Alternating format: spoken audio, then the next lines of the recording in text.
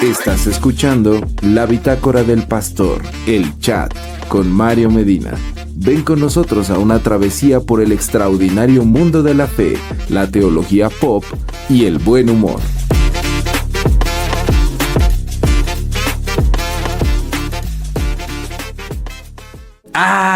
Bienvenidas y bienvenidos de nueva cuenta a la Bitácora del Pastor, el chat. Yo soy Mario Medina y me acompaña alguien que es verdaderamente la luz de los perdidos, es verdaderamente el gurú, yo diría, de las personas que tienen hambre y sed de justicia, que están en esa búsqueda espiritual, realmente un maestro Jedi de la palabra de Dios. Él es Hugo Almanza.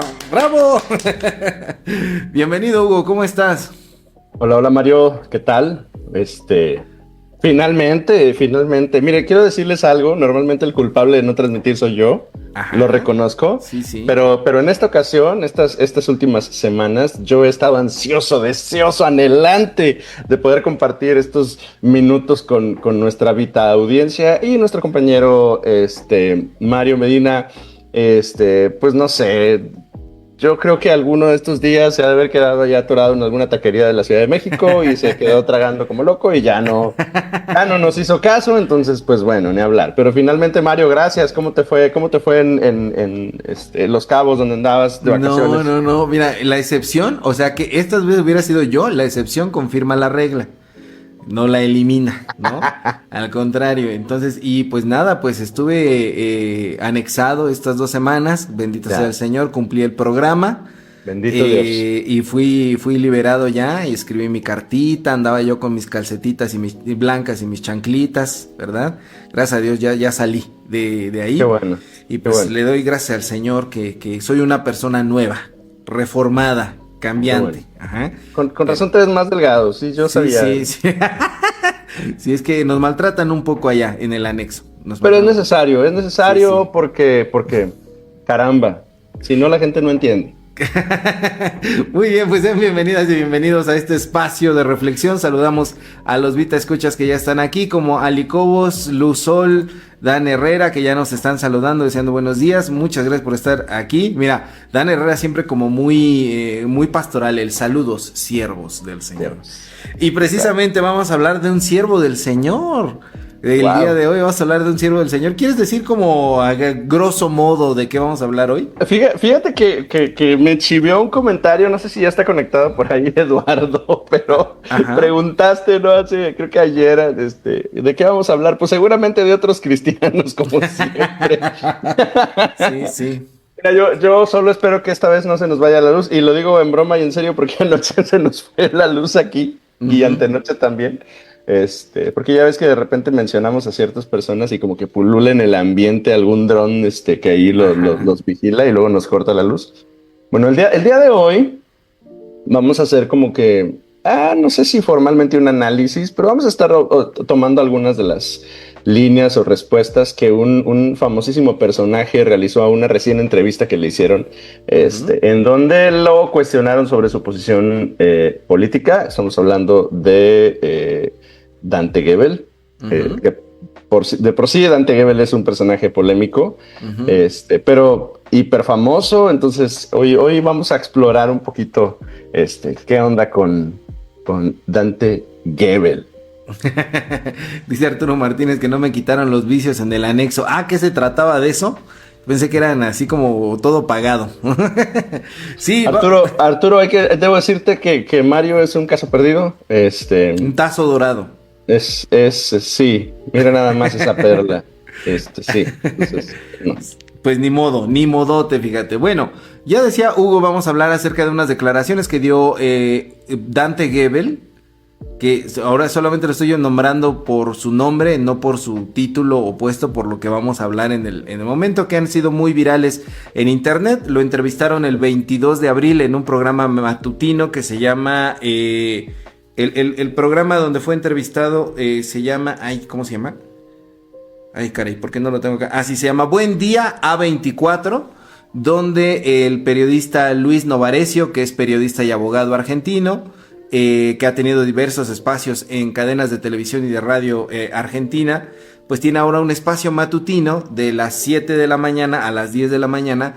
Y una de las secciones de ese espacio, pues es una entrevista, que en este caso es una entrevista de casi 1 hora, 56 minutos, en donde entrevista a Dante Gebel sobre todo en cuanto a los rumores y las situaciones que ha habido de que este personaje del ámbito cristiano tiene algunas situaciones de pretensiones para ser presidente de Argentina, ¿no? Entonces son 56 minutos de entrevista al respecto de eso, y el foco mediático de los cristianos se ha centrado en una declaración de Dante Gebel en donde dice que él no es pastor, que cuando le dicen que es pastor es para bajarle el precio, ¿no? Y ahorita vamos a explicar, porque todos se han centrado en eso, y eso ocurre realmente a los 5 minutos de entrevista, 5 minutos y medio de entrevista, ya ocurre esa declaración, y realmente hay muchas cosas más al respecto de esta entrevista que creo que son incluso más importantes que comentar,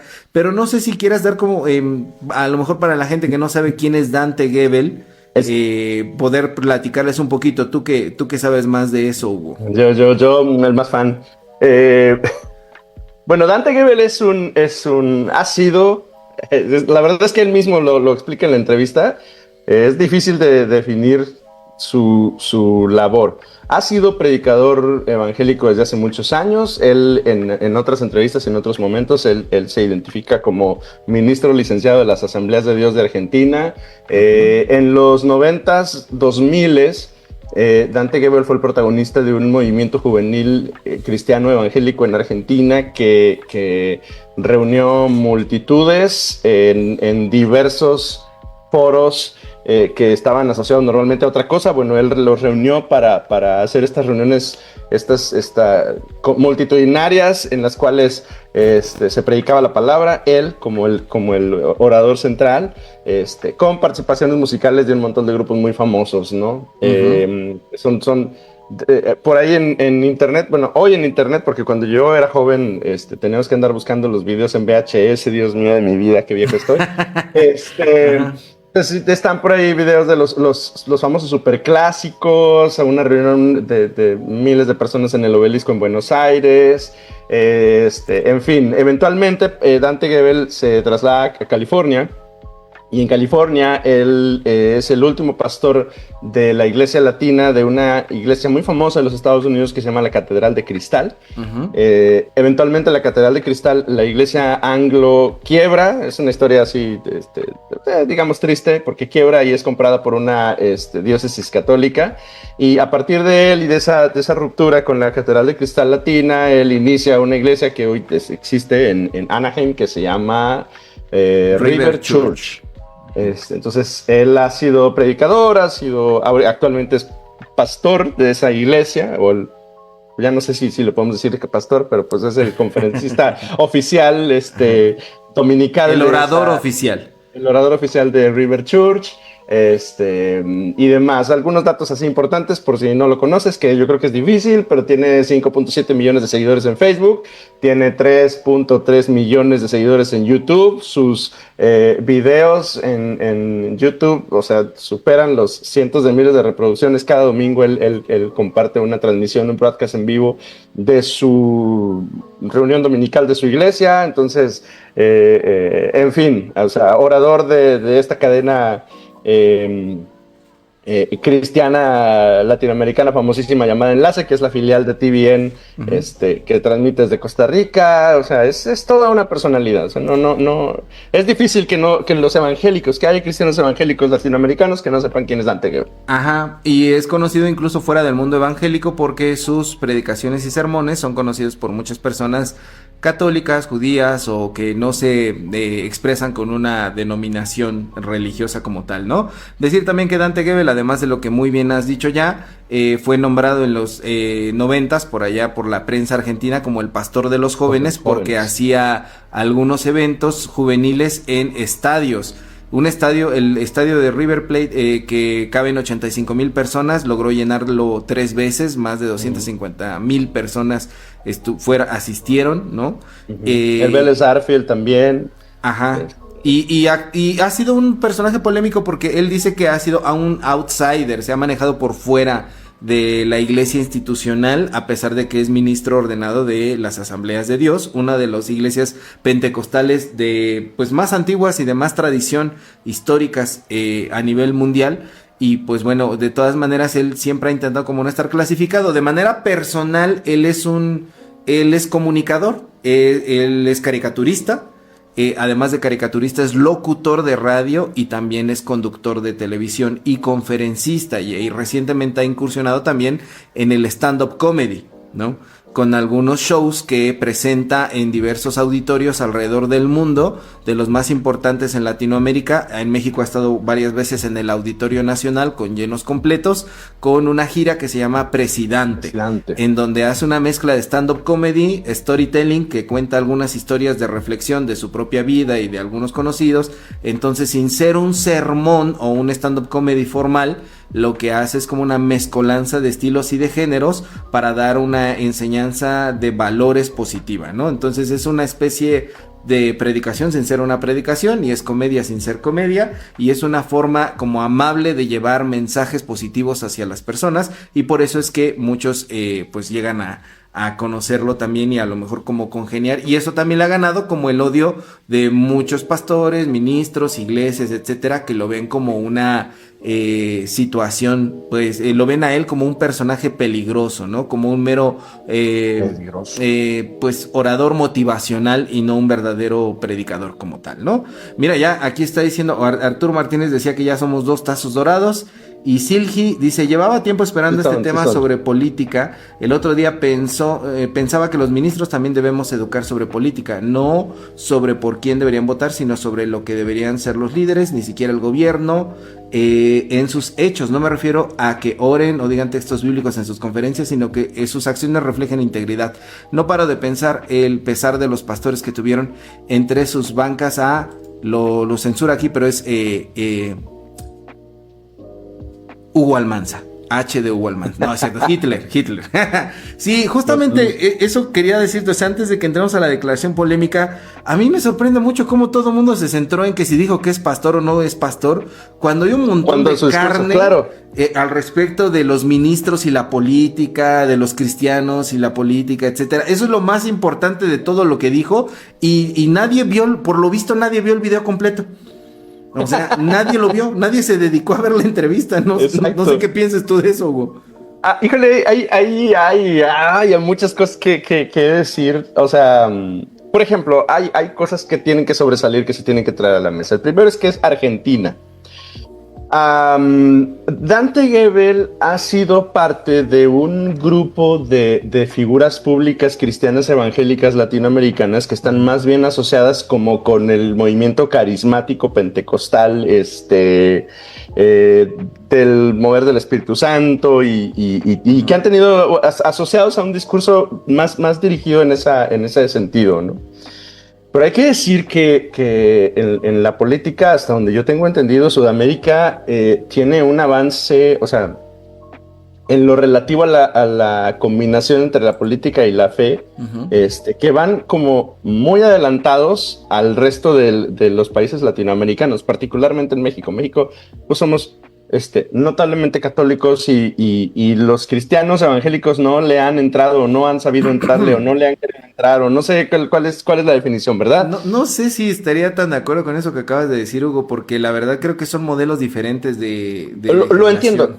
O sea, pero a lo que quiero decir es que lo curioso es que esta conversación respecto a que Dante se haya posicionado o no respecto de la política ocurre en Argentina, cuando sí, Argentina claro. Sí había, eso ya había sucedido antes, desde los 70s, y entonces lo particular es que ahora vuelve a ser tendencia y noticia que un pastor se posiciona de esa manera, ¿no? Entonces, yo creo que en ese sentido va mi comentario. Es que la manera de relacionarse de las iglesias en Centro y Sudamérica es muy diferente al laicismo que se practica en México. De hecho, ya en teoría pesada, el laicismo mexicano es muy distinto a otros tipos de laicismo de la misma época cuando se propone aquí en México, que ya existen en Europa, que existen en Estados Unidos, etcétera. La manera en la que el Estado laico mexicano se posiciona es muy distinta y muy particular, ¿no? Y en otros países pues hay un juego entre las iglesias y el gobierno de una manera muchísimo más abierta, ¿no?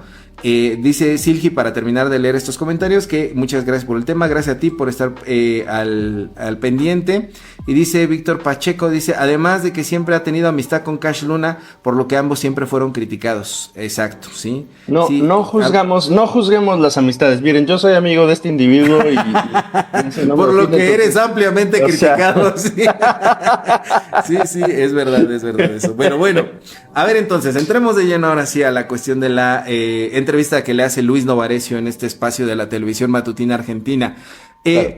Empieza con las preguntas acerca de que si Dante quiere ser presidente, y a lo largo de toda la entrevista jamás lo va a soltar, y como que a cada rato él intenta volver a preguntarlo, y de hecho termina muy curioso porque le dice de manera muy habilidosa el entrevistador Luis Novarecio le dice a Dante, bueno, nos vemos cuando seas candidato, y Dante responde como sin fijarse en lo que está diciendo, lo traicionó su inconsciente, dice, claro que sí, claro que sí, si llego a ser candidato nos veremos ahí, ¿no? Como que intenta cacharlo durante toda la entrevista.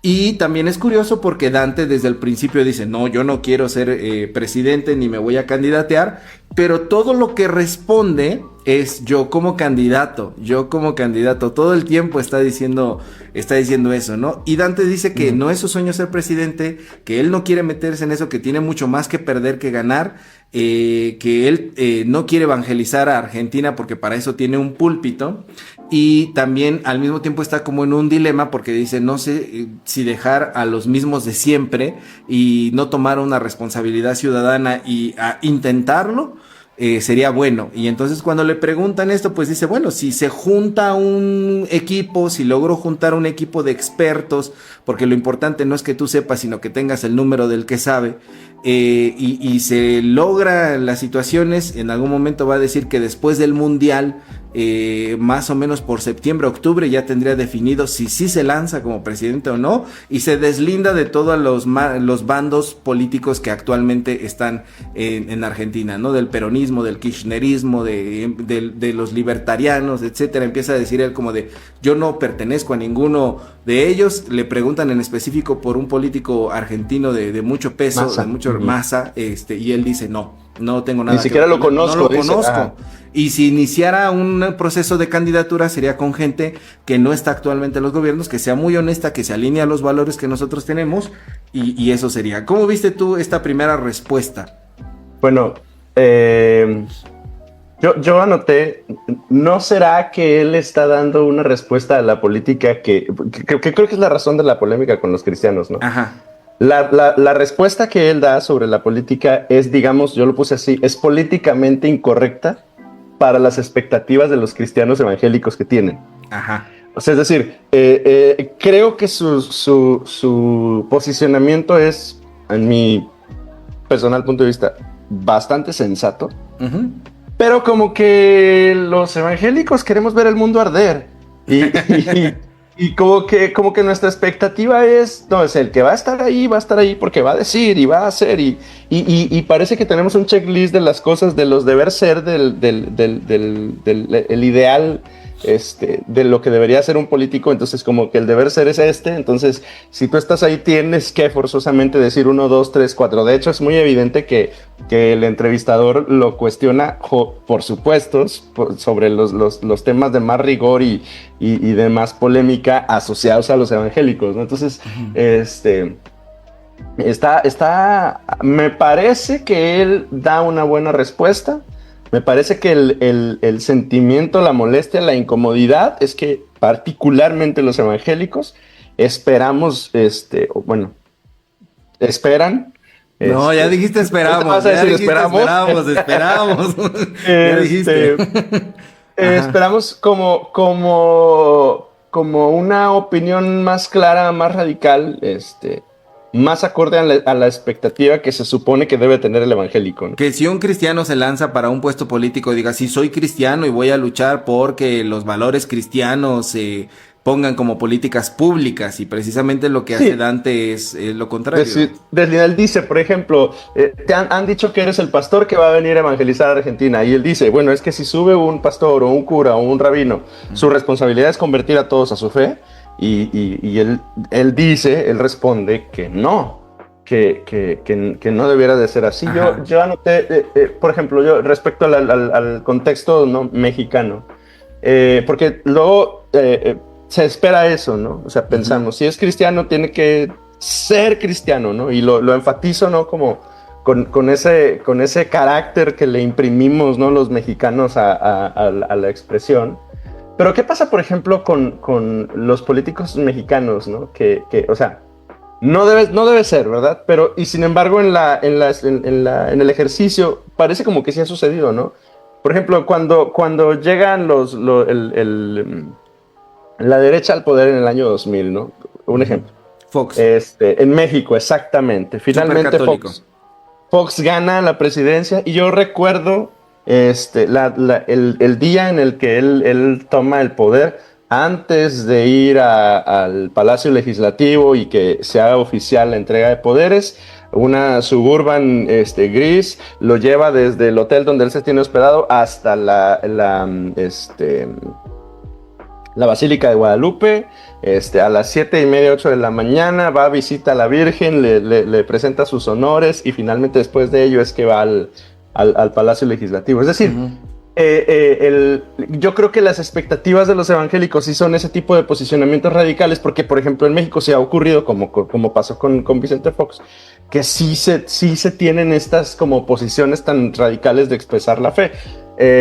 Por ejemplo, que pasó también con los inicios de poder morenistas, ¿no? Con estas como expresiones originarias de fe. Exactamente, estas expresiones espirituales, religiosas, espirituales que fueron muy públicas y que también fueron por los evangélicos, yo sé, muy señaladas, decir, bueno, pues, ¿por qué pasa? Pues, ¿dónde está la laicidad? Y etcétera, ¿no? Entonces, yo creo que la razón de las expectativas de los evangélicos es justamente esa, que sí hemos tenido esos pequeños chispazos que de alguna manera como que le escalan a los evangélicos, y entonces dicen, pues, se supone que si eres, tienes que, ¿no?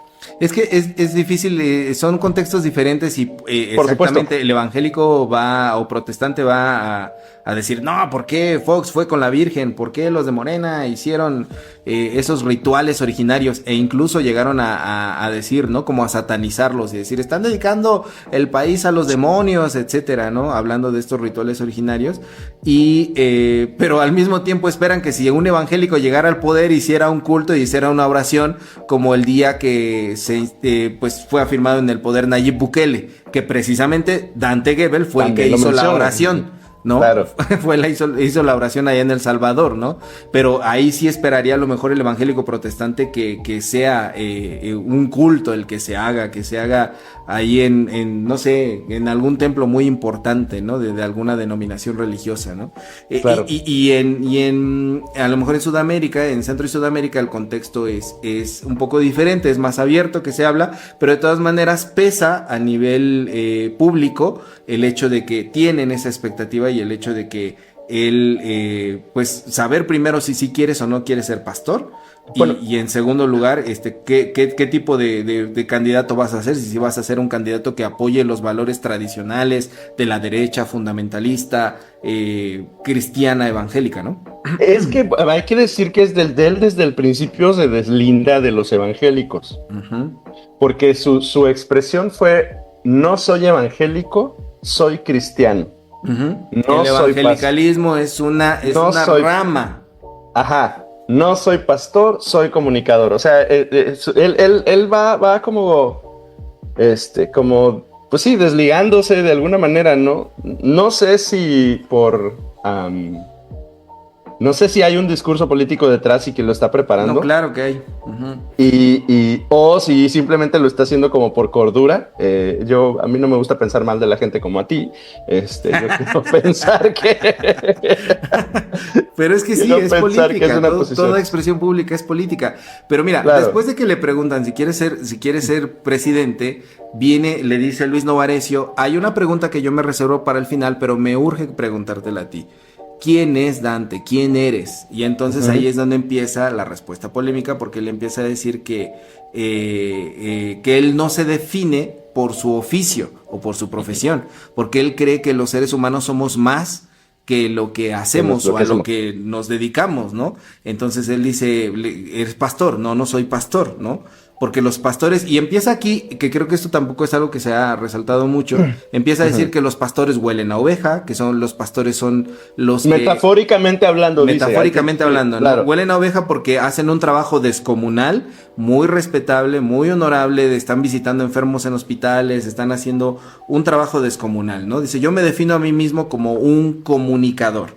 Y esto tiene que ver con el trasfondo de lo que a él se ha dedicado y ha sido pues su profesión durante mucho tiempo, que ha ido alterno. Efectivamente. O sea, que Exacto. al mismo tiempo de que es predicador o pastor en River Church o en los cargos que ha tenido, nunca ha dejado de hacer caricaturas, nunca ha dejado de salir en la radio, nunca ha dejado de tener programas de televisión, etcétera, ¿no? Que no son necesariamente religiosos, ¿no? Y dice, soy un comunicador de valores, y entonces explica en qué cadenas de radio y de televisión ha trabajado, ¿no?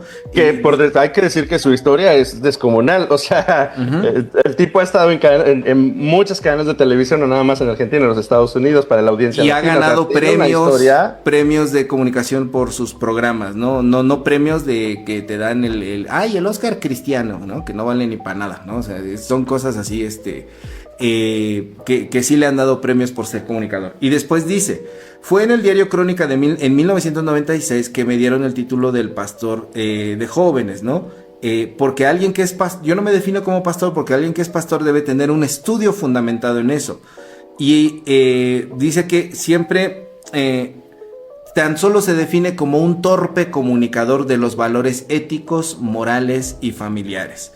Y aquí viene, voy a leerlo literal porque lo anoté. Dice, y entiendo ahora acá que cuando me dicen pastor es para bajarme el precio de alguna forma. Yo nunca escuché decir el budista Luis Novarecio, en tal caso que lo fuera, dijo tal cosa, el católico Massa dijo tal cosa. Es como decir, lo dicen cuando me dicen pastor, es como decir, se cansó de currar y ahora viene de otro palo. A veces es con ese sesgo, no siempre, pero es una falacia preguntarle a un chiquito, vos qué querés ser cuando seas grande, como si lo que hiciéramos nos diera identidad. A tu pregunta ¿qué soy? Nunca tomo identidad de nada de lo que hago. Yo nunca me considero que tomo identidad por haber sido periodista o productor de espectáculos, showman, he sido predicador a veces en el mejor de los sentidos. Entonces yo no me considero lo que soy por lo que hago, y tampoco voy a ser un político. Hay una frase ahí que forma parte del argot argentino que dice, se cansó de currar y ahora viene de otro palo, que yo estuve investigando y que significa que dice, lo que él está diciendo es que cuando le dicen pastor es como de, ya se cansó de trabajar en algo serio y ahora viene a algo que es más fácil, ¿no? Viene a querer chambear en algo que es más fácil, como es pastor, ¿no? Porque ya se cansó de ser a lo mejor productor, conductor, locutor de un trabajo de veras, y viene como a donde está el dinero, comillas, fácil, que mucha gente tiene esa opinión. Tiene esa opinión de los pastores, ¿no? Entonces, cuando me llaman pastores, porque me están diciendo, pues no chambea, o sea, ya viene a ganar dinero fácil. Y me están queriendo bajar el precio en el sentido de que mi opinión, al momento de que me llaman pastor, desconocen toda mi trayectoria de comunicador, de periodista, etcétera. Y entonces dicen, no lo escuches, es pastor, ¿no?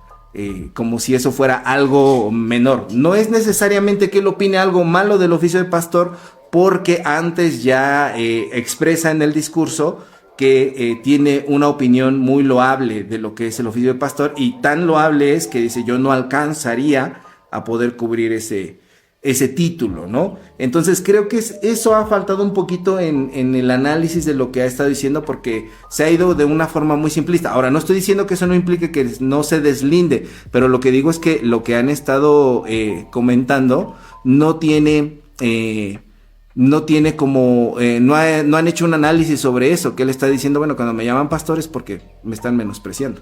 No sé qué opinas de eso, Hugo. Sí, ya el contexto de su respuesta más parece que está valorizando la posición, y él está como pidiendo, oigan, tengo más cartas que me dan como autoridad para poder opinar sobre cosas, ¿no? Uh-huh.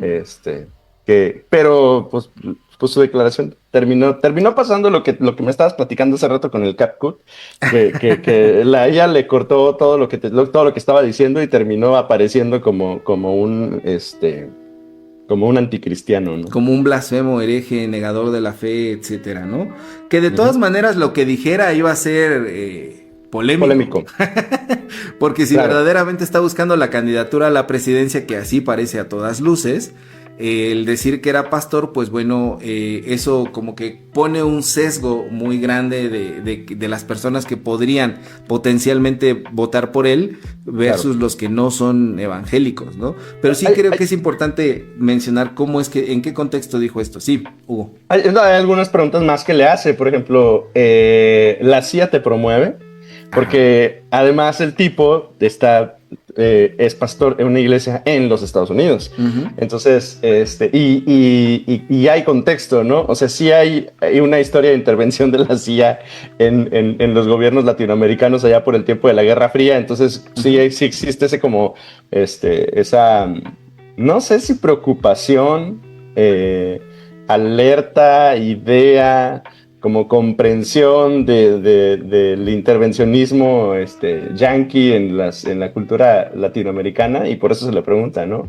Pero hay, para quien lo desconozca, como nada más ampliar que ese intervencionismo fue ideológico, ¿no? En el tiempo en el que estaba surgiendo la teología de la liberación, esto es los 60, 70, etcétera, que era una teología de corte social, de lucha social, etcétera, pues la CIA lo que hizo fue ideológicamente impulsar a iglesias de corte más fundamentalista, intimista, que no veían la fe desde un ámbito necesariamente de las revoluciones sociales, y invirtió gran parte de dinero para que se pudiera extender este tipo de iglesias, no solamente en Estados Unidos, sino a través de toda Latinoamérica. Algunos de esos ministerios fueron, por ejemplo, el ministerio de Billy Graham, ¿no? Billy Graham. Uh-huh. O sea, que fue como impulsado. O sea, y hoy en día... Las grandes cruzadas de Billy Graham en Latinoamérica se dan justamente en ese tiempo, ¿no? Por inversión de los gringos. Y los materiales de estudio que empiezan a pulular mediáticamente en las librerías cristianas y en las iglesias, que hasta el día de hoy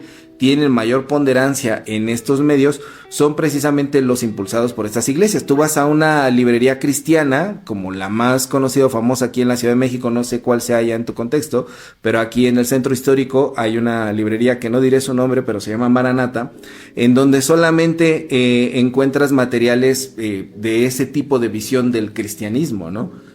Fundamentalista, de derecha, etcétera. No encuentras como otro tipo de materiales críticos, que tengan un poco más que ver con centro, izquierda, teología de la liberación, teologías sociales, teologías contextuales de la negritud, de teologías feministas, etcétera. Eso no lo encuentras. ¿Por qué?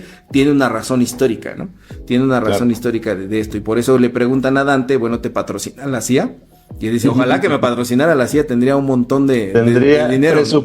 Presupuesto ilimitado si me patrocinara la CIA. Y él lo que dice es que él lo que tiene económicamente lo ha ganado por el trabajo que ha hecho, y que teniendo pues esa iglesia en Estados Unidos, pues las auditorías están muy, muy fuertes allá como para que pudiera estar haciendo algún tipo de tranza, ¿no? ¿Quieres decir algo antes de que leamos a nuestros bitescuchas? No, ahorita leemos a los escuchas y luego empezamos a hablar con su posición sobre el presidente, porque le empieza a cuestionar sobre mi ley y me interesa mucho hablar de eso. Sí. Bueno, dice Dan, que anda muy activo, dice, Dante está siguiendo la línea que debe seguir si quiere ser presidente. No puede presentarse como pastor evangélico pentecostal, debe presentarse como un cristiano ecuménico laico, ya que claramente no va a postularse para obispo, sino para presidente de una nación con muchas creencias aristas. Debe ser neutral, y eso está bien. Los evangélicos queremos que Dante salga diciendo: Argentina, arrepiéntete, Cristo viene pronto. Cuando ya sea presidente vamos a convocar un ayuno nacional. Dice Arturo Martínez, los evangélicos en esta situación se parecería a lo que esperaban los discípulos de Jesús. Ahorita voy a decir algo al respecto de eso. Dice Dan, yo estoy de acuerdo en todo lo que Dante dijo y me gusta su postureo, pero la verdad no creo que tenga un buen plan. Hablo de empezar a armar un equipo con todas las obras del peronismo, de los libertarios, de los seguidores arrepentidos de Milei. En otras palabras, dijo que iba a improvisar, pero igual y Dios lo ampara. Supongo que Bukele sería su principal consejero. No creo que haya dicho que iba a improvisar. Víctor Pacheco dice, deslindarse de todo grupo de ideología es una forma diplomática para atraer gente de todos los bandos y no ofender a nadie. Es su estrategia política para parecer de una vía alterna y libre. Y dice Bered, Mario ganándole a la IA. Y Otoniel dice, entonces, ¿cuál es el problema? ¿Nuestros prejuicios nos roba ovejas? Pues mucha gente tiene muchos prejuicios sobre Dante, que dice es solamente un animador, pero yo lo he escuchado predicar, yo lo sigo en sus predicaciones, independientemente de lo que estamos hablando ahorita de la cuestión de la cuestión política. Y en sus predicaciones, la verdad que a veces dice la gente, es que no cumple con los requisitos de la academia. Yo he escuchado académicos predicar y son aburridísimos, carnal. O sea, Dante te tiene una hora muy entretenido y no me parece que lo que diga sea esencialmente vacío. Se preocupa mucho por las emociones, por el aspecto psicológico y porque la gente pueda salir de problemas reales que sí está viviendo. Como predicador me parece muy efectivo, muy bueno y muy saludable. No le he escuchado ninguna cuestión doctrinal que sea contraria a los principios doctrinales de alguna congregación. No sé si quieras tú decir algo antes de que sigamos con lo que decías. No, yo tampoco. No soy tan fan de Dante. O sea, por ejemplo, yo tengo un amigo que aprecio mucho que sí lo escucha todos los lunes, porque lo escucha en podcast, no lo escucha el domingo. Ajá. Y de pronto sí platico con él y es alguien a quien aprecio mucho. Sí es un poquito más fan que yo. Pero efectivamente nunca le he escuchado tener una posición como radical o una teología diferente al como la expectativa de un evangélico, a pesar de que se deslinda de los evangélicos, ¿no? Es bastante de hecho, se deslinda mucho de la teología reformada. En algunos momentos coquetea fuerte con la teología metodista de la gracia. Oh. Sí. en algunos momentos. Pero bueno, a ver, entonces, ¿qué querías decir tú sobre lo de Milei?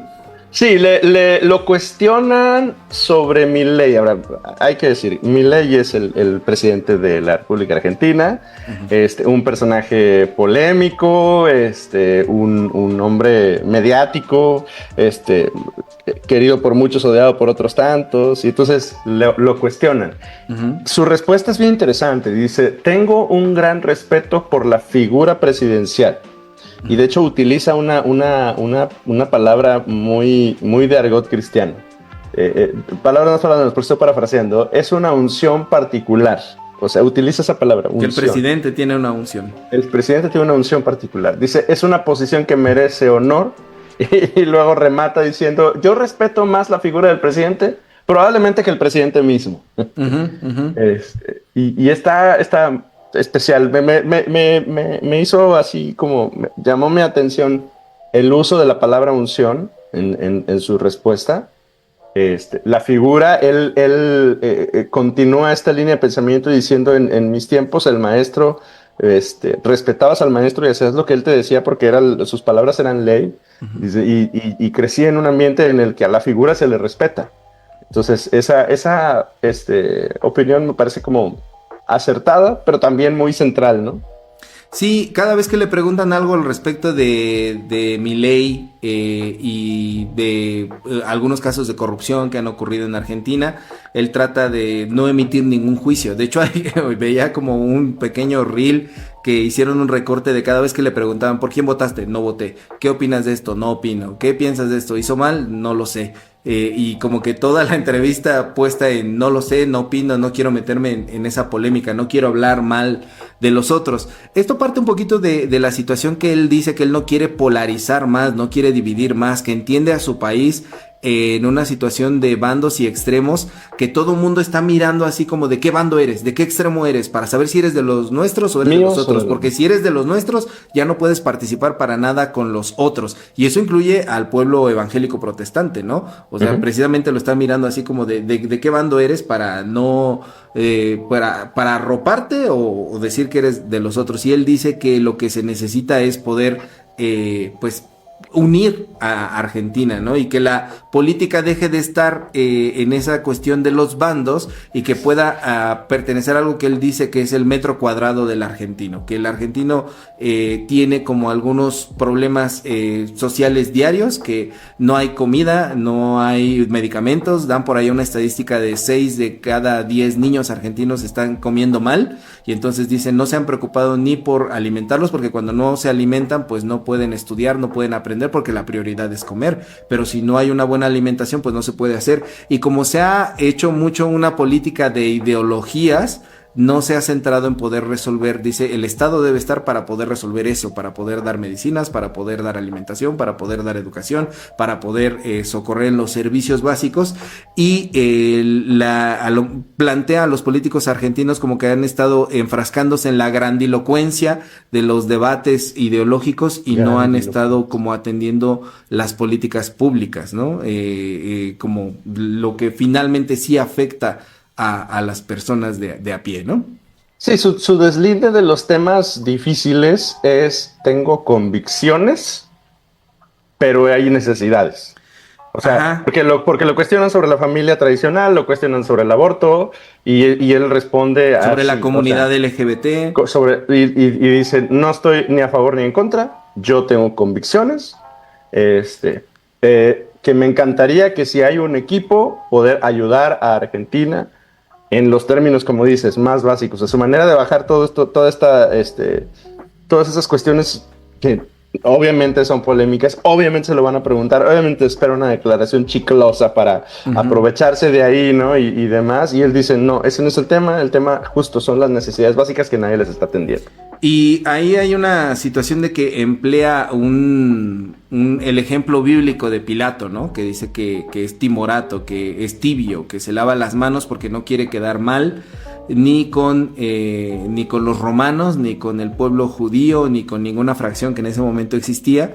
Y de eso precisamente, lo curioso es que de eso precisamente lo están catalogando a él mismo, como de tibio, de tímido, de que no respondió absolutamente nada, sino que se la pasó como intentando evadiendo, ¿no? Por allá. Y él dice que no, que él va más no por la cuestión de dividir, sino por la cuestión de poder pues estar centrado, ¿no? Como una alternativa. No es que haya que tomar una postura hacia izquierda o hacia derecha o hacia centro, sino poder tener una moderación, es lo que él dice, ¿no? Ahora, evidentemente lo están asociando a la derecha, es claro. Sí, per se, por ser pastor. De hecho, creo que es la razón por la cual le preguntan sobre dos personajes políticos internacionales, ¿no? Primero, Bukele. Que es su amigo. Que dice, es mi amigo, pero otra vez logra o trata de como separar la persona de la posición. Porque le preguntan si lo admira. Él dice, o sea, él es mi amigo, pero él tiene una posición y no asocia su amistad con la posición de Bukele. Y no lo puedo admirar porque el día de mañana podría gobernar muy mal. La historia lo dirá. Yo no lo admiro en ese sentido. Exacto. Y bueno, y luego le preguntan, bueno, ¿y Trump? ¿Qué onda con Trump? Y su respuesta es un personaje disruptivo. Sí. Y claro, otra vez también no hay... Él dice, yo no me puedo posicionar porque yo soy residente estadounidense, yo no soy ciudadano, entonces no tengo una opinión que pueda otorgar respecto del presidente Trump. Y un poco, tomando otro ejemplo bíblico, a mí me parece cuando a Jesús le preguntan al respecto de si se debe dar el tributo al César o no, y entonces Jesús pide la moneda y dice de quién es la imagen, es del César, entonces denle a César lo que es de César y denle a Dios lo que es de Dios, ¿no? Y en la serie de The Chosen, cuando ilustran en la serie de los elegidos esto, pues lo amplían diciendo que pues esa respuesta no satisfizo a nadie. O sea, los que estaban a favor del emperador no realmente no quedaron satisfechos con lo que Jesucristo dijo. El pueblo no quedó satisfecho. Los rabinos querían que hablara en contra del emperador y tampoco lo hizo. Entonces fue una respuesta que no dejó satisfecho a nadie. Y me parece que un poco es lo que le está pasando a Dante, no comparándolo con Jesucristo, obviamente. Pero creo que en ese tipo de ámbitos, con ese foco mediático y con tantas expectativas encima, digas lo que digas, va a quedar marcado, descontextualizado y mal, pero él ha marcado su estrategia, que es precisamente como de mostrarse como una persona amplia, ¿no? Y en esas políticas, al respecto del aborto, sí dice, si me preguntas mi posición personal, yo estoy a favor de la vida, pero entiendo que mis convicciones personales no van a ser lo que voy a aplicar en el momento de gobernar, porque yo quiero gobernar para toda la Argentina. Y es ahí donde te digo que durante toda la entrevista empezó diciendo yo no quiero ser presidente, pero todos los ejemplos que da cada vez que le preguntan un tema polémico, él dice no, yo no voy a imponer mis creencias personales al momento de gobernar, yo gobernaré para todos. Ya se está asumiendo. Claro. Se está asumiendo así. Y de hecho, pues su gira de stand-up y de reflexión se llama Presidente, ¿no? Entonces, no sé, Hugo, ¿quieres decir algo más de esta cuestión como de polémicas, de políticas que le no, bueno, él cierra con una frase que yo la anoté porque me llamó mucho la atención, porque empieza a abordar la idea de como los cambios de fondo, ¿no? Sociales, culturales y que hay cosas que en América Latina son imposibles. Hay algunos ejemplos, ¿no? de que él menciona culturales y respecto a los argentinos. Sí. O de los latinos en general. Y entonces se pregunta, ¿cómo se logra que en un país nadie tire papel al piso? Uh-huh. Es una pregunta que está cuestionando de fondo el estilo de vida latinoamericano. Por supuesto que mi asociación es a estos países de Oriente, ¿no? Que son muy pulcros, ¿no? Y son como muy cuidadosos de las leyes urbanas y demás. Pero esa pregunta me resonó mucho en mi cabeza porque al final creo que enfoca la atención en el problema de fondo que tenemos. Es que al final del día somos malos ciudadanos, o sea, somos de lo peor. Es decir, o sea, buscamos la oportunidad. Cita un ejemplo de estos carriles especiales que hay en los Estados Unidos, que son carriles de alta velocidad en los que solo puedes utilizarlos uh-huh. si el vehículo en el que vas manejando tiene más de dos o más sí. pasajeros. Sí. Si tú vas solo en tu carro no puedes utilizarlo. Y él dice, si viera la cantidad de argentinos que han cachado ahí con maniquís, con sombrero. Para hacer trampa y poder usarlo. Entonces, vaya, y lo usa como ejemplo, y esa frase de un país que no tire papel al piso resuena en la realidad latinoamericana. Somos, tristemente, o sea, tenemos una historia de aprovechamiento, de mal aprovechamiento de las oportunidades. De corrupción, del que no tranza no avanza, de ir por la vía fácil, palancas, etcétera, ¿no? Lo lamentable, y hay que decirlo, la realidad es que de alguna manera esa cultura es la que ha definido como pues, no quiero echarle la culpa al mal ciudadano de todo, porque pues es algo sistémico, ¿no? Uh-huh. Pero al final también los políticos corruptos aprovechan de esa condición natural de la ciudadanía para tomar ventaja, ¿no? Entonces sí. ya no hay... El discurso que él presenta en la entrevista es utópico. Uh-huh. Es demasiado idealista, es demasiado... Él lo dice que en cuanto a la política es así, ¿no? Como idealista, soñador. Entonces, mi observación es que, pues esto parece ser solo, en mi rancho le dicen solo llamarada de petate, o sea, es muy complejo que en la realidad latinoamericana un discurso tan idealista finalmente se pueda dar. No y lo sé. Yo vi de hecho, su respuesta creo que describe el tamaño del idealismo que él tiene, ¿no? Nacemos con un propósito y él le pregunta el entrevistador, ¿y cuál es el tuyo? Y la respuesta inmediata es dejar una huella. Sí. Entonces, pues eso describe un hombre increíblemente idealista, ¿no? Pero yo vi un reel acerca de lo que opinaba en una entrevista al azar en la calle en Argentina.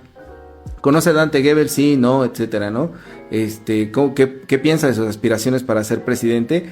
Y al menos en ese reel todos opinaron así como de un payaso más, otro Milei, etcétera. O sea, que de manera negativa, como que no se lo toman en serio, precisamente como a lo mejor porque viene del ámbito religioso, ¿no? Y claro. de este tipo de cristianismo muy hipermediático, ¿no? Y no tan conocido. Él mismo lo dice en la entrevista. Va a haber gente que te va a decir, ¿quién es ese Dante Gebel que tuviste? Y va a haber gente que te va a decir, ¿tuviste a Dante Gebel? ¡Wow! ¡Qué emoción!, ¿no? Pero sí, lo que decía la gente era como una situación, pues, no de tanto apoyo. Ahora, fíjate, Hugo, que mucha gente se escandalizó por eso de que dijo que no es pastor. A mí la verdad no me escandalizó. Y ahorita creo que me gustaría que habláramos al final de la identidad. Que cerráramos con eso. Pero lo que sí un poquito me pareció quisquilloso y mal agradecido no fue esa declaración, sino cuando le preguntan que de dónde viene su dinero, ¿no? Dice, pues yo tengo mi dinero, he ganado haciendo lo que hago. Que alguna vez le hicieron una polémica porque se tomó una foto con un Ferrari amarillo que ni era suyo, ¿no? Que sí, atrás está su carro y es un BMW, ¿no? Sí, pero dice, si lo tengo, yo puedo comprarme 3 de esos, es mi dinero, yo me lo he ganado, ¿no? Y no he comido ni del Estado ni de la iglesia. Y ahí fue donde yo dije, esto sí está más polémico que lo que está diciendo, porque él dice... No estoy tan seguro. Él dice que sus shows que actualmente hace de presidente llenando, porque lo describe, tantos auditorios, ¿no? Como el Auditorio Nacional o en Chile, en Argentina, etcétera, en diferentes países, pues no ha estado él comiendo de la iglesia. Pero yo me preguntaba, ¿quiénes son los que van a esos shows? Exacto. ¿Quiénes van a esos shows? De hecho, él dice, porque cuando le cuestionan sobre las veces que llenó el River y las veces que llenó el Vélez Sarsfield, él dice, bueno, es que ellos son mi nicho. O sea, ese grupo de personas que asisten, que llenan los estadios, son el nicho al cual yo estoy dirigido. Vaya, y su nicho, por Dios, es notablemente evangélico. O sea, porque sí es cierto que vamos a suponer que su expresión tiene que ver con yo no vivo del sueldo que me da la iglesia por lo que yo hago. Claro.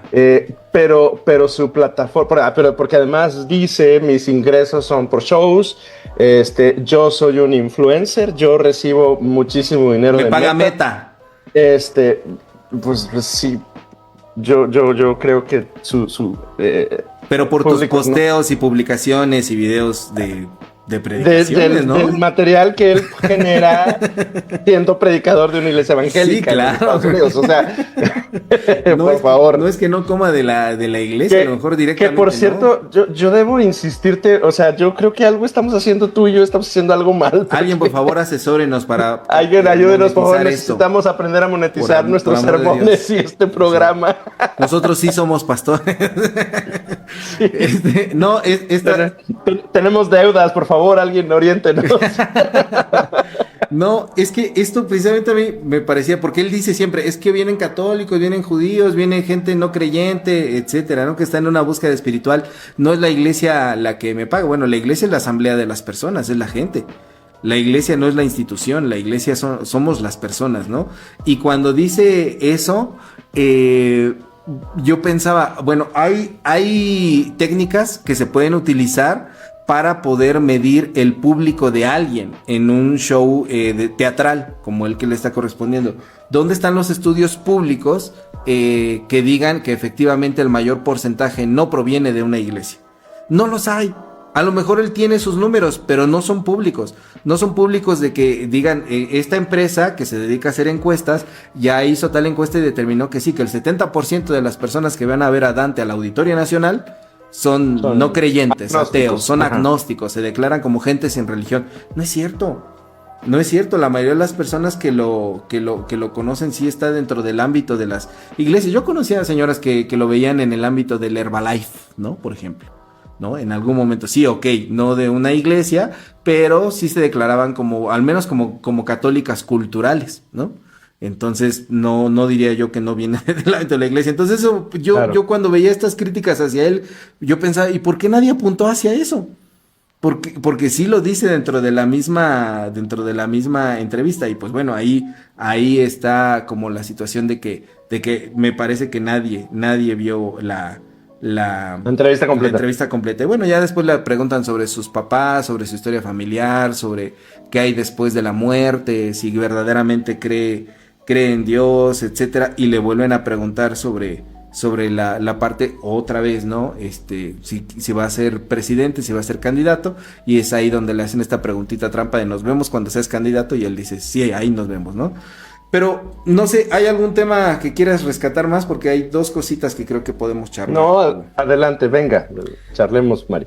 ¿Cómo ves esto aplicado a nuestro contexto mexicano? Porque ha habido intentos de hacer partidos políticos evangélicos, de pastores que cuando se formó el PES, el Partido Encuentro Social, fueron también muy criticados porque para poder serlo dentro de nuestra legislación tenían que renunciar a sus órdenes ministeriales. Entonces así dejaron de ser pastores para impulsar un partido que no cuajó, que no jaló, no ganaron las diputaciones o candidaturas que tenían y nada más quedaron como el perro de las dos tortas. Y algunos los vieron así como de pues son unos ambiciosos que perdieron el llamado, el ministerio y hasta fueron muy severos con esas personas. ¿Tú cómo ves eso aplicado a la realidad mexicana? El PES con Z, que luego fue PES con S, que luego fue el PS con doble E. Y PES por el ictus en griego, que es el símbolo cristiano por excelencia. Híjole, después de la cruz. Bueno, lo primero es que yo creo que en México estamos lejos de tener una figura mexicana tan mediática como la persona. Yo te diría que tú eres el Dante Gebel mexicano. Te veo predicando así. Ahora que ya estás en TikTok, ya está en TikTok este hombre, síganlo. En TikTok está subiendo cachitos de sus predicaciones. Gracias a Dios, no todas enteras. No digo, no es cierto. Bendito Dios. Es cierto.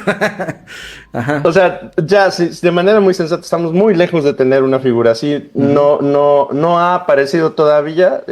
Todavía Mario Medina no ha monetizado suficiente sus videos para que aparezca así llene el BBVA o el ahora Estadio Banorte Banorte, el GNP o de perdido la mitad del antes Estadio del Cruz Azul, ¿no? O sea, no.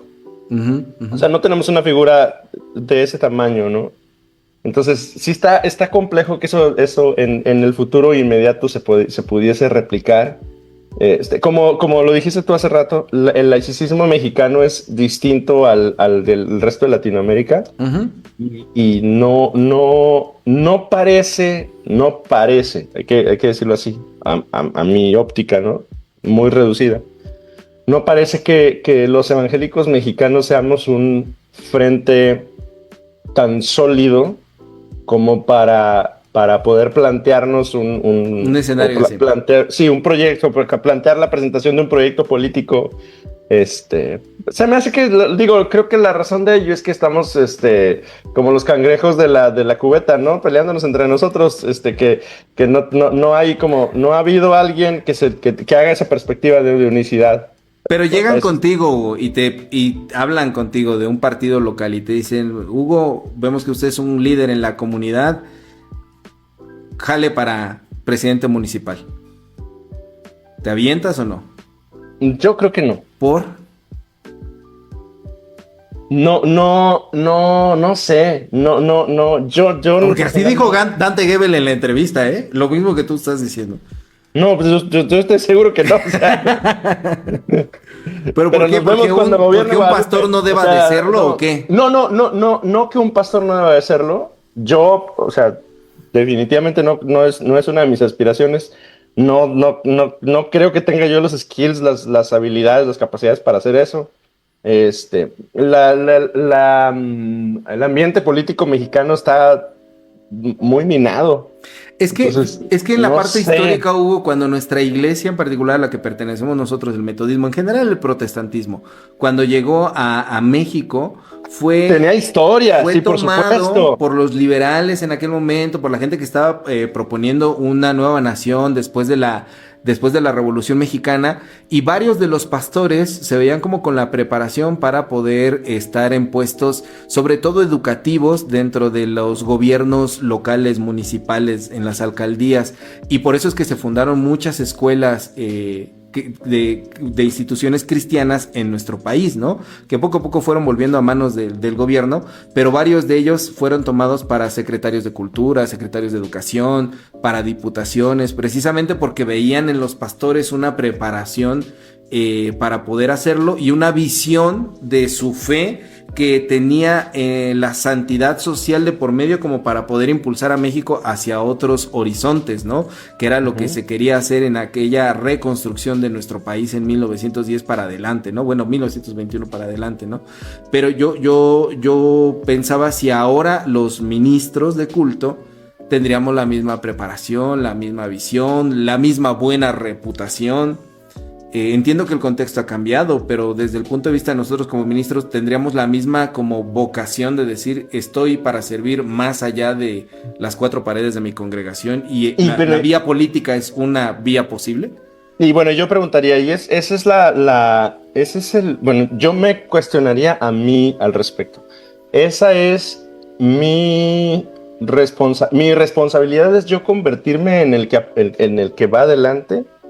O mi responsabilidad es yo tener esa función formativa en alguien que tenga vocación y que logre la capacitación y que se pueda convertir en ese o ella que puedan ir delante de un proyecto político. Y yo personalmente yo decanto por la segunda opción. O sea, yo personal hablo por mí. Yo no me veo ni con la capacidad, ni con la habilidad, ni con los dotes de liderazgo para poder tomar. Pero sin decir nombres, ¿cómo ves a tus compañeros pastores de cualquier denominación?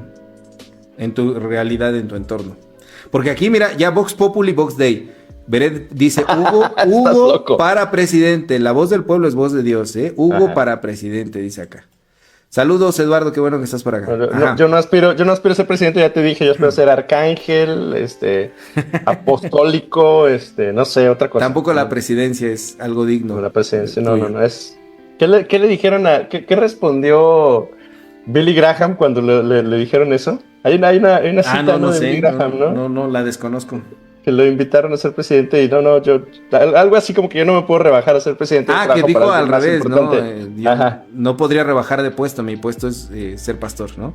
Sí, Rubén Jaramillo, aquí en Tierras Sureñas de Morelos, fue personaje en estos sentidos. Hubo personajes protestantes. Claro, asociados, por supuesto. Speaker para presidente, dice Eduardo García. Vete de aquí, Eduardo García. Que se le vaya la luz a Eduardo García. La boca se te da chicharrón, de veras. Ajá. No sé, no sé.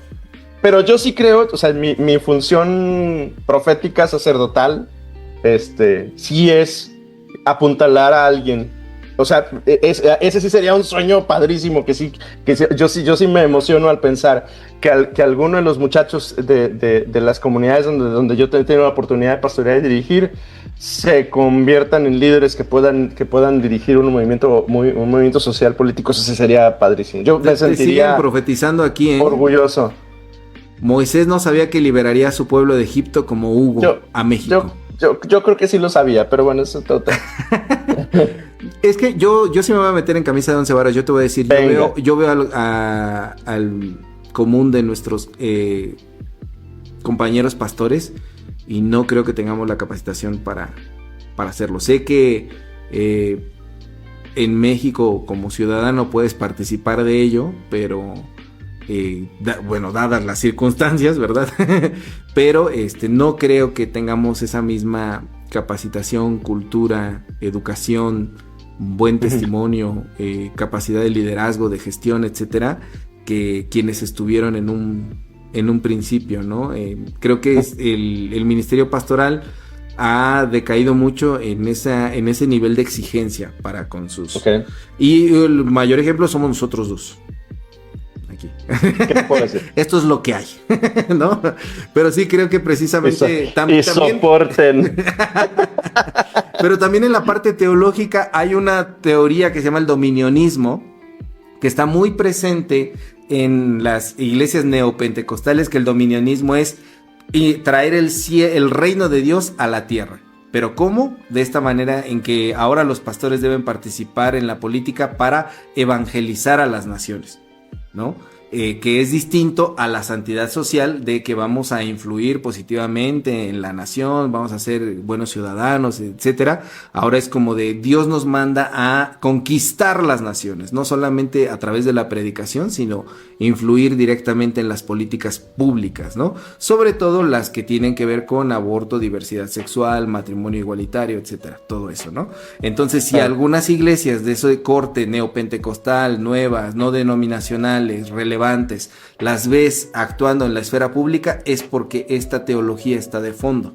El reino en la tierra, pero a través de estas cosas, que es muy distinto a como habla la teología de la liberación del reino en la tierra. La teología de la liberación es a través de las revoluciones sociales, a través de impulsar los movimientos proletarios, de las minorías, de la transformación, etcétera, para poder acceder a la esfera pública. Es decir, cada postura cristiana tiene una forma en la que entiende cómo debe relacionarse con lo público y con lo político. Y yo no sé si actualmente en nuestras iglesias, particularmente la de nuestra denominación, tengamos como siquiera un discurso de cómo deberíamos relacionarnos con lo público y lo político. Creo que a pesar de que en nuestra doctrina está la santidad social, no hay verdaderamente un discurso articulado al respecto de eso. Por eso te lo preguntaba, pues. Ok.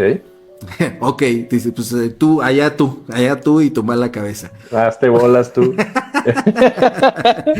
No, te me preguntaste, ¿hay alguien que tú creas que la verdad es que no? De hecho, fue lo que por eso al principio dije, dudo que en el futuro inmediato no tenemos una figura evangélica tan prominente como Dante Gebel en México, como que podamos decir, vamos a citar al innombrable. Pero sí, ¿no? Igual de ambiciosa, ¿no? A.S. pueda convertirse en presidente. La verdad es que no, o sea... Pero ambiciosa sí. O que tenga esta teología metida en la cabeza de que debe de estar ahí, sí puede ser. Pues probablemente sí. Por eso los gobiernos han tratado de congeniarse mucho, congraciarse mucho con las iglesias evangélicas protestantes. En los últimos procesos electorales sí ha habido como un acercamiento ahí. Uh-huh. Pero bueno, hacia lo último, Hugo. Venga. Regresando a la cuestión de ser pastor o no pastor. ¿Cómo te identificas tú con esa declaración? ¿Te sientes que pastor es lo único que eres? Que si en algún momento tú dijeras, yo no soy nada más pastor, o sea, yo soy Hugo, porque en algún momento yo he hablado en espacios públicos como de que cuando yo me hice pastor yo perdí el nombre. De las personas que fueron de mi congregación, mis amigos del alma de mi edad y más grandes que me decían Mario, ya dejaron de decirme Mario, Pastor Mario. Sí. Se pierde un poco la identidad, cambia un poco la identidad, hay una transformación. ¿Tú cómo entiendes esto? Qué interesante. Creo que me pasó algo parecido. Es que no es que tú la pierdas, es que te la quitan. Sí. No es que diga, ya no me llaman. No, y hasta sienten como de, no, es que cómo le voy a decir ya nada más por su nombre. Acabo de tener una reunión con una persona prominente de una iglesia de ahí de la Ciudad de México. Aquí está diciendo Eduardo quién es, con Marcos Witt. Sí, no, un metodista, hijo de un metodista prominente de la Ciudad de México. Ajá. Me llamó muchísimo la atención que durante mi reunión duró 4 días. Ajá. 2 de ellos, el tipo me estuvo hablando de tú, me dijo Hugo, oye, no, o sea, estuvo hablándome con una familiaridad divina. Y en un momento de la reunión, él distingue que yo me dedico al ministerio y que soy pastor, y su tono cambió y me dijo, ¿usted es pastor? Y me reí y le dije, ajá. ¿Sí? Ajá. ¿Huelo a oveja? Le dije, pues de hecho traía mi camiseta de Koinonía, ¿no? Le dije, sí, soy pastor de Koinonía. Y a partir de ese momento empezó a hablarme de usted y se acabaron las bromas. Ay, no, yo soy papá. ¿Que cómo que no te llamas pastor? Sí, exacto. Bueno, de hecho, en alguna de las iglesias donde estuvimos alguna vez, sí, los niños pensaban que me llamaba pastor. Y decían, Pastor y Lorena. Era la manera de dirigirnos para nosotros. Creo que la respuesta de Dante tiene sentido. No somos lo que hacemos. Uh-huh.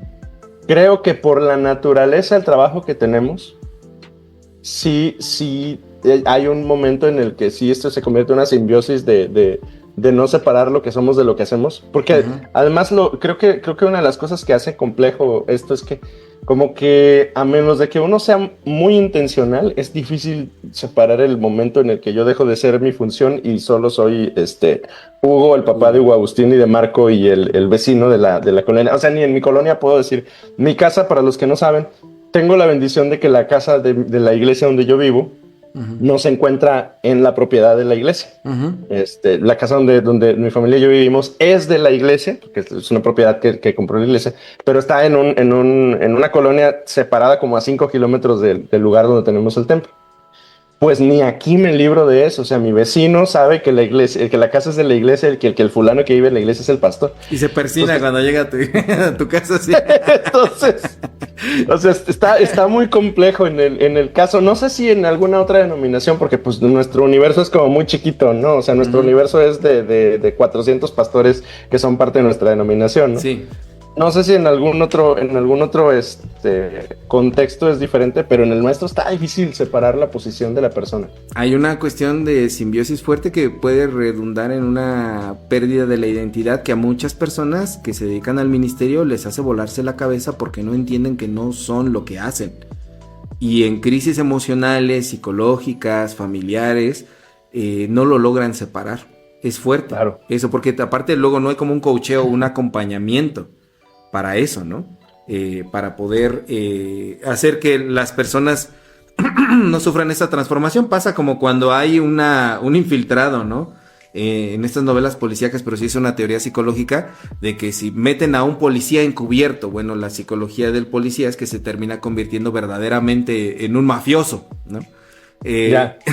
Y eso es lo que a veces confunde la situación, ¿no? Cuando estás inmerso mucho en un tiempo y adoptas una identidad a partir de lo que haces, terminas fundiéndote con eso y termina despersonalizándote, ¿no? Entonces también lo veo como en la parte de la vocación, Hugo, porque tú eres, cuéntanos un poquito de tus profesiones. Eres pastor, eres músico, ¿qué más haces? ¿Qué más dirías que eres? O a lo que te dedicas. O sea, en las funciones que he tenido, soy profesor. Soy docente, he ejercido la docencia en varias posiciones, he tenido responsabilidades administrativas, he sido director de consejos directivos de un par de asociaciones, o sea, he hecho algunas más cosas. Director, profesor, pastor, músico, ¿no? Si te llamaran, pero no creo que nadie te diga como músico Hugo. No. Director Hugo, pero sí te dicen Pastor Hugo todo el tiempo, ¿no? Pastor Hugo, ¿no? Y creo que esa parte así como de no definirnos por nuestras profesiones es importante porque como individuos y como personas a nivel terapéutico, psicológico, tenemos que trascender lo que hacemos porque si no, no nos desarrollamos como personas completas. Okay. Y eso es importante, ¿no? O sea, el hecho de que en esta ocasión en la entrevista Dante Gebel dice, soy además comunicador, nadie me dice que soy locutor o que soy conductor y también de eso trabajo a la par, ¿no?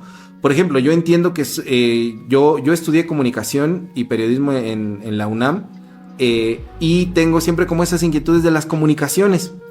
No diría yo que soy un comunicador, más bien que soy un pastor con inquietudes hacia las cuestiones de las comunicaciones. Creo que en el caso de Dante opera como a la par y por eso es que él prefiere utilizar un término más amplio porque no queda ahí. Por supuesto que habrá debates acerca de dónde comiste, estás mordiendo la mano que te da de tragar y etcétera, ¿no? Pero, por ejemplo, tú no eres un músico que además es pastor. ¿Cuál pondrías primero? Soy un ministro de culto, exacto. Ajá, que eres músico aparte, ¿no? Como a lo mejor de manera secundaria, ¿no? Exactamente. Sí, y creo que el hecho de autodefinirse, eso es lo que a veces le molesta a las personas. Pero bueno, dice Luz, dentro de la iglesia creo que hay que hablarles con respeto y si somos amigos podemos hablarle por su nombre, ya que en la igleea es por jerarquías. Yo no entiendo en qué le falta el respeto a las personas que yo te diga, Hugo. ¿O tú te estoy faltando al respeto? Bueno, me falta ese respeto cuando me dices por otras cosas, pero no diciéndote de tu nombre. No, es que es eso, o sea, nunca o a ti te han preguntando ¿cómo quiere que le llamemos? No sé, mira, es que es todo un tema esto. Por ejemplo, en mi caso, creo que por mi edad yo he ejercido, o sea, yo ejerzo el ministerio en una zona del país donde no existe este discurso de respeto de respeto con título tan definido como en el sur donde tú estás. Entonces, en mi caso, yo he pastoreado 3 congregaciones nada más y en las 3, no todas las personas me dicen pastor y una buena cantidad de ellas me hablan de tú y me dicen por mi nombre. Pero hay gente que se escandaliza con eso, como ¿Por si qué? te estuvieran faltando el respeto por llamarte por tu nombre. No te dicen, ¡ey, estúpido! No, ¿verdad? O sea, te dicen Hugo, ¿no?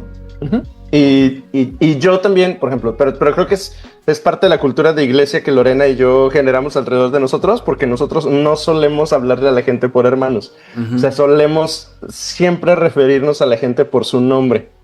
Entonces, bueno, creo que también es una consecuencia de eso. Nosotros hemos generado esa cultura de iglesia, de comunidad alrededor de nosotros. Entonces, donde llegamos, solemos hablar por nombre a la gente, no por hermano. Entonces, como que en respuesta al principio es como que, ok, Hugo. Y ya se genera esa hermano solo cuando no te acuerdas de su nombre. ¿Cómo está? Hermano, la vieja confiable, ¿no? Y dice, sí, afuera de la iglesia por su nombre. Es que adentro es esto, también, o sea, no es problema. Es eso, o sea, entender a la iglesia a partir de las jerarquías, a mí me parece... O del lugar. O del lugar. O sea, vaya, yo tengo una discusión compleja con uno de mis amigos pastor ahí en el centro, que dice, o sea, la iglesia es el templo, entonces adentro del templo, ahí sí tienes, pero en cuanto te sales ya no. No sé, es complejo. Es complejo eso, pero tenemos que darnos cuenta de que es parte de una cultura claro, eclesial. Así nos llevamos en esta iglesia, pero no es una situación que deba ser como regla general o que le estás faltando respeto a la persona, ¿no? Y incluso si dice, hay gente que me ha dicho a mí, hermano, ay, perdón, no, usted no es hermano. ¿Cómo no voy a ser hermano? ¿No? O sea, esa parte es importante. Hugo, tu reflexión final de este camino que hemos llevado hoy. Híjole, hemos dicho tantas cosas, no sé. Yo me quedaría con esta última idea que te compartía sobre si yo debo ser o debe hacer alguien más. Uh-huh. Hay un chiquito de la iglesia que ahorita está participando en las fuerzas básicas de un equipo de fútbol profesional en la Ciudad de México. Uh-huh. Tiene 15 años y está... en América, Cruz Azul. No voy a poner Ay, tú no eres Dante Gebel, tú no te gusta comprometerte con nada. Pero ¿sabes que estoy emocionadísimo de pensar que el huerco, que hoy tiene 15 años, en 5 años verlo yo en la tele anunciado por David Faitelson o por cualquiera de los comentaristas de fútbol, imaginarme la escena de que me vayan a mencionar a Alan con su número y verlo en la pantalla de la televisión o estar yo emocionado. No me gusta el fútbol, pero el día que eso pase voy a estar feliz porque lo voy a estar viendo ahí. ¿Y por qué lo menciono como ejemplo? Porque en mi vocación, o sea, mi lado del juego donde yo estoy, yo no aspiro a estar ahí, pero sí quiero ver a alguno de los de mi grey uh-huh. tomando esas posiciones, siendo gente íntegra, honorable, capaz, capacitada, rodeada de círculos correctos o participando en los círculos uh-huh. donde se conversa y se decide. Y decir, ese vato ese se formó aquí. Yo lo parí. O sea, yo le enseñé los rudimentos de la fe en Cristo y ahora está ahí haciendo. Ese sí es un anhelo que yo sí espero que un día poderlo ver. A Alan jugando en el Azteca, en la tele, y algún otro en alguna otra esfera. Entonces es de la América. No, pero puede estar en la Azteca por la selección. Ok, está bien. No, muy bien, no, pues gracias, Hugo. Creo que es una reflexión muy, muy importante. Yo terminaría diciendo que, por amor de Dios, vean el contexto completo, vean los videos completos, no se vayan con la finta de las cosas. Hay temas muy interesantes para hablar aquí. Ojalá que la charla se moviera más hacia la discusión de la relación entre la iglesia y el Estado y la política, en lugar de los linchamientos públicos, ¿no? Claro. Y creo que es importante como informarse, porque al momento de mover la charla hacia allá, se abre una posibilidad de reflexiones y de conocimiento y de información, y que puedes educarte de un montón de temas que desconoces. Yo, para poder ver, para hacer el podcast de hoy, o sea, tuve que estar así googleando y apuntando un montón de cosas. No sé quién es ese personaje, no sé quién es esa persona, por qué lo están diciendo. Tuve que hacer chamba, ¿no? Para poder hacer esto. Y creo que es interesante cuando te abres a la posibilidad de poder conocer más y no quedarte con lo que todo el mundo está llevando la funa masiva, así de, ay, dijo esto, pues, ¿por qué lo dijo? ¿De dónde lo dijo? ¿En qué contexto? Claro. ¿Qué está pasando ahí? ¿No? Creo que había temas mucho más interesantes que la gente no está abordando sobre esta situación. Pero bueno. Luego. Muchísimas gracias, Vita Escuchas, Vita Lovers, por haber estado presentes en este live. Ya estaremos transmitiendo de manera regular, si Dios y Hugo lo permiten.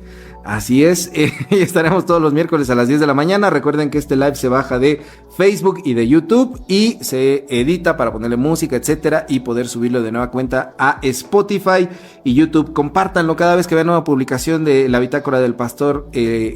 Ayuden con un like, con compartir, con un comentario, sobre todo, que mueve el algoritmo para que más personas lo puedan ver. Así que, aunque no sepan nada que comentar, dejen, eres un tonto. Órale, pues perfecto, eso va moviendo las cosas a que más gente lo pueda visualizar. Entonces, pues nada, nos estaremos viendo aquí la próxima semana. Hugo, despídase. Adiós. Yo soy Mario Medina y nos vemos en la siguiente. Bye bye. Hey! Listen! Esto fue La Bitácora del Pastor, el chat. Síguenos en nuestras redes sociales y a través de todas las plataformas de podcast. Te esperamos en la siguiente para continuar con tu travesía espiritual.